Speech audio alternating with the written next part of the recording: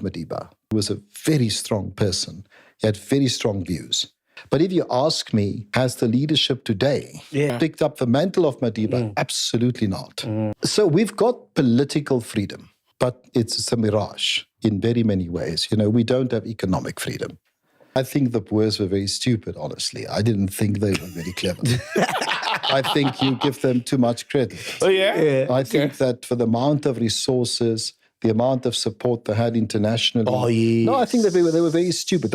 We've seen the old apartheid structures re-emerge, whether it is in capital, whether it is in the intelligence services, whether it is in the media, and effectively take intelligence services. Absolutely. No way. Our intelligence services they've reintegrated the guys that used to be working for the old apartheid structures. No way. 100%.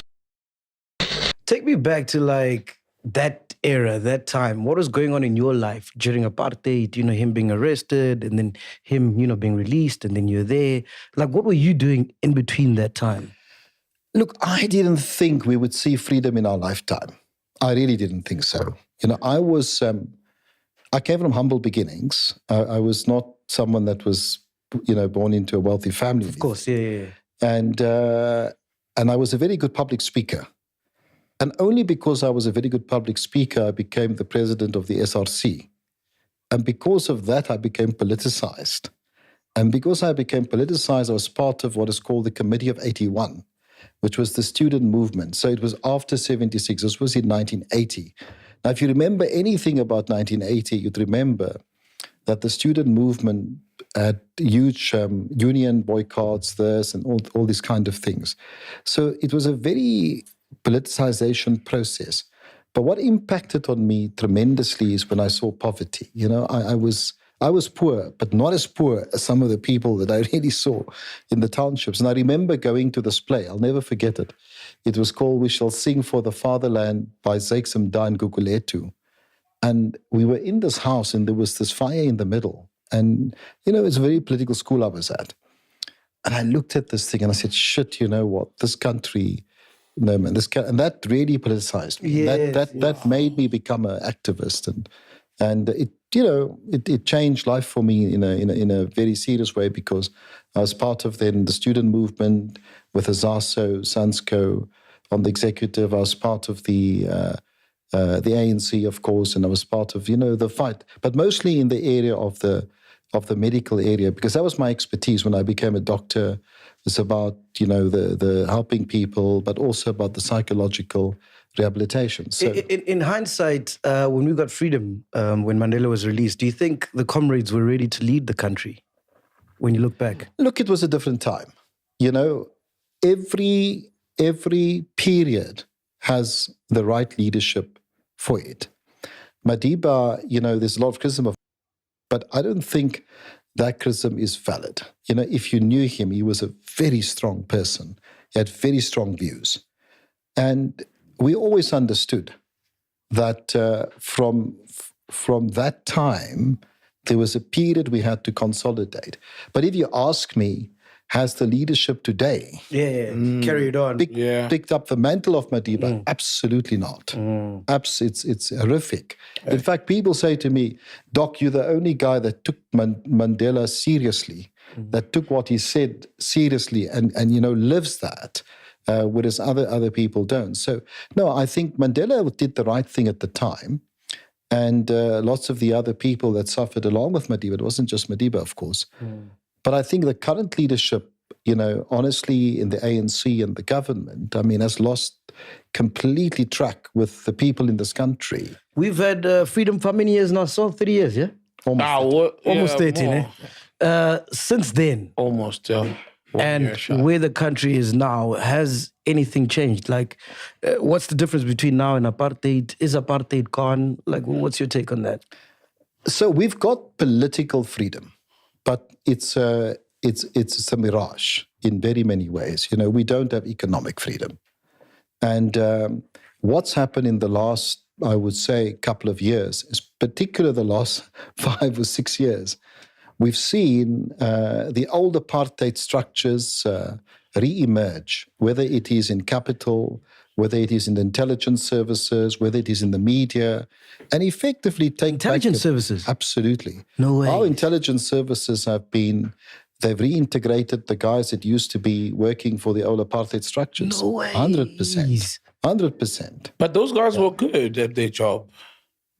For the apartheid system, maybe not, but it doesn't mean that they should be here with us today. It's nonsense. Why do you say they were good at their job? Well, technically, because, I mean, they could trace down the ANC in exile and all the other parties who are operating underground, and they were efficient. They were racist, but they were efficient. So maybe for their expertise. Well, I mean, I wouldn't say that, I think the Boers were very stupid, honestly. I didn't think they were very clever. I think you give them too much credit. Oh, yeah? I think that for the amount of resources, the amount of support they had internationally. Oh, yes. No, I think they were very stupid. They had one clever guy in Niels Barnard.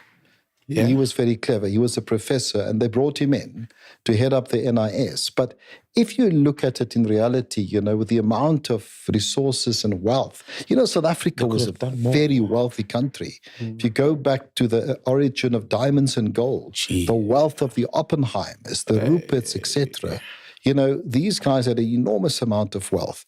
And so the government was in a kind of quasi-partnership with them. It was said, okay, you guys take parts of the economy along with Afrikaner capital, but we'll take care of the politics, right? And that's actually what's happened. And that entire system has emerged today. You've got Ramaphosa, who's really a proxy at the end of the day for white capital. I've said it publicly, I've said it before. And of course, it's sad because ordinary South Africans are suffering today. Ordinary South Africans, are not reaping the benefits. I mean, you saw when we were driving here, the poverty. Did you see? No, poverty is everywhere. Everywhere. You look at the end of the day. This is a beautiful country. Amazing. It's got amazing resources, and if we are prepared to use it, for the country's people, it will really create one of the top countries in the world. We can become the Singapore of Africa, right? If we do that. The problem is that white capital is very conservative.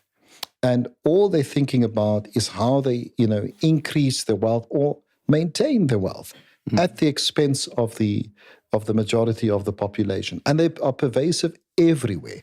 If you look at the media, they control the media except for you, except for me. Yes. For our media. They don't control us, but they control everything else. If you look at the banks, they control the banks. If you look at the politicians, the biggest funders these days of the political parties is white capital. If you look at the intelligence services, I mean, we have a presidency here where the first time in our democratic history, there is no Minister of Intelligence on its own. The intelligence services is in the president's office. That's crazy. So we're heading increasingly towards a junta state, a mafia state. And look at the cybersecurity. You can't just say anything on social media anymore. Yeah. You'll be taken to jail. Of course. In fact, you have to get careful even what you say on this platform. Yeah, of course. Because you can be arrested, you can be sued, So we're living at a very different time. This is not what Madiba fought for. This is not what Kathy fought for. This is not what Goff fought for.